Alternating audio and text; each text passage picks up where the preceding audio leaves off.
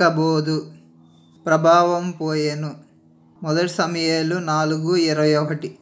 దేవుని మందసము పట్టబడినదను సంగతిని తన మామయ్య పెనిమిటియు చనిపోయిన సంగతిని తెలుసుకొని ప్రభావము ఇశ్రాయేలీయులలో నుండి పోయెనని చెప్పి తన బిడ్డకు ఇకబోదు అను పేరు పెట్టెను. ఇకబోదు అనగా ప్రభావం పోయెను అని అర్థం. దేవుని మందసము పట్టబడుట, ఇశ్రాయేలీయులలో నుండి ప్రభావం బయటకి పోవుట. ఇశ్రాయేలీయులలో ప్రభావము పోవడానికి గల కారణాలు, నేటి సంఘాలలో ప్రభావము తగ్గడానికి గల కారణాలు.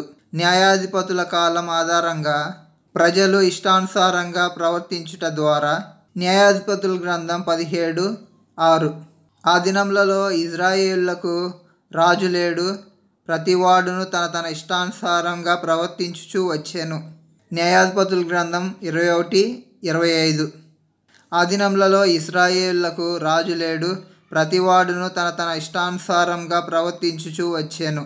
దేవుని స్థానంలో ఇంకొకరిని చేర్చుకోవడం ద్వారా. న్యాయాధిపతుల గ్రంథం 17:5. మీకాను ఆ మనుష్యునికి దేవమందిరం ఒకటి ఉండెను, మరియు అతడు ఏఫోదును గృహదేవతలను చేయించి తన కుమారులలో ఒకరికి ప్రతిష్ఠింపగా ఇతడు అతనికి యాజకుడాయెను. విగ్రహారాధనకు చోటు ఇవ్వడం ద్వారా. నేడు క్రైస్తవులలో కూడా అనేక విగ్రహాలు ఉన్నాయి. న్యాయాధిపతుల గ్రంథం 17:4. అతడు ఆ రూకలను తన తల్లికియగా ఆమె వాటిలో 200 పట్టుకొని కంసాలికి అప్పగించెను. అతడు వాటితో చెక్కబడిన ప్రతిమ స్వరూపమైన పోట విగ్రహమును చేయగా అది మీకా ఇంట ఉంచబడెను. జీతమునకు పనిచేయడం, ఆశించి పనిచేయడం. న్యాయాధిపతుల గ్రంథం 18:8. అతడు మీకా తనకు చేసిన విధము చెప్పి, మీకా నాకు జీతమిచ్చుచున్నాడు, నేను అతనికి యాజకుడనై ఉన్నానని వారితో చెప్పెను. వ్యభిచారం అనే భయంకరమైన పాపం. న్యాయాధిపతుల గ్రంథం 19:22-25. వారు సంతోషించుచుండగా ఆ ఊరి వారిలో కొందరు పోకిరులు ఆ ఇల్లు చుట్టుకొని తలుపు కొట్టి, నీ ఇంటికి వచ్చిన మనుష్యుణ్ణి మేము ఎరుగునట్లు అతన్ని బయటికి తెమ్మని ఇంటి యజమానుడైన ఆ ముసలివానితో అనగా, ఇంటి యజమానుడైన ఆ మనుష్యుడు వారి యొద్దకు బయలు వెళ్ళి, నా సహోదరులారా, అది కూడదు, దుష్కార్యము చేయకూడదు. ఈ మనుష్యులు నా ఇంటికి వచ్చెను గనుక మీరు వెర్రి పని చేయకుడి. ఇదిగో కన్యక అయిన నా కుమార్తెయును ఆ మనుష్యుని ఉపపత్నియును నున్నారు. నేను వారిని బయటికి తీసుకొని వచ్చేదను. మీరు వారిని నీచపరిచి మీ ఇష్టప్రకారముగా వారి ఎడల జరిగింపవచ్చును గాని ఈ మనుష్యుని ఎడల ఈ వెర్రి పని చేయకూడదని వారితో చెప్పెను. గాని అతని మాట వినుటకు వారికి మనసు లేకపోయెను గనుక ఆ మనుష్యుడు బయటనున్న వారి యొద్దకు తన ఉపపత్నిని తీసుకొని పోగా వారు ఆమెను కూడి ఉదయం వరకు ఆ రాత్రి అంతయు ఆమెను చెరుపుచుండిరి. తెల్లవారగా వారు ఆమెను విడిచి వెళ్ళిరి.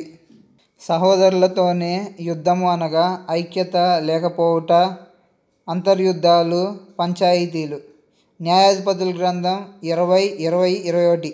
ఇశ్రాయేలీయులు బెన్యామీనులతో యుద్ధము చేయ బయలుదేరినప్పుడు ఇశ్రాయేలీయులు గిబియా మీద పడుటకు యుద్ధ పంక్తులు తీర్చగా, బెన్యామీనీయులు గిబియోలలో నుండి బయటికి వచ్చి ఆ దినమున ఇశ్రాయేలీయులలో 22,000 మందిని నేలగూర్చిరి. ప్రార్థన చేసేవారు నాట్యాలకు ప్రాధాన్యత ఇవ్వటం ద్వారా, కళలను ప్రదర్శించడం ద్వారా. న్యాయాధిపతుల గ్రంథం 21:20-21.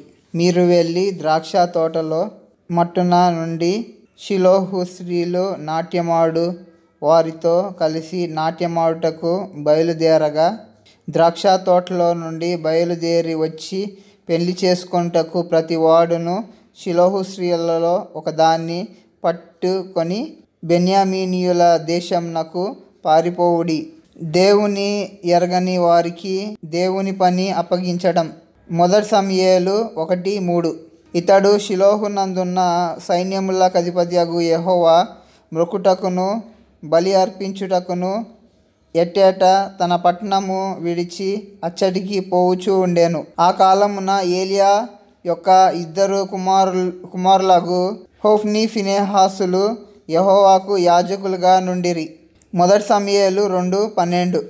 ఏలీ కుమారులు యెహోవాను ఎరగని వారై మిక్కిలి దుర్మార్గులయ్యుండిరి, దేవుని కంటే ఇతరులను గొప్ప చేయటం ద్వారా. 1 సమూయేలు 2:29.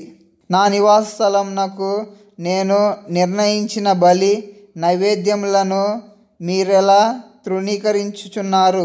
మిమ్మును క్రోబెట్టుకొనుటకై నా జనులగు ఇశ్రాయేలు చేయు నైవేద్యములలో శ్రేష్ఠ భాగములను పట్టుకొనుచు నాకంటే నీ కుమారులను నీవు గొప్ప చేయుచున్నావు. వాక్యము లేకపోవుట ద్వారా సంఘాల్లో దేవుని ప్రత్యక్షత లేకపోవుట. 1 సమూయేలు 3:1. బాలుడైన సమూయేలు ఏలీ ఎదుట యెహోవాకు పరిచర్య చేయుచు ఉండెను.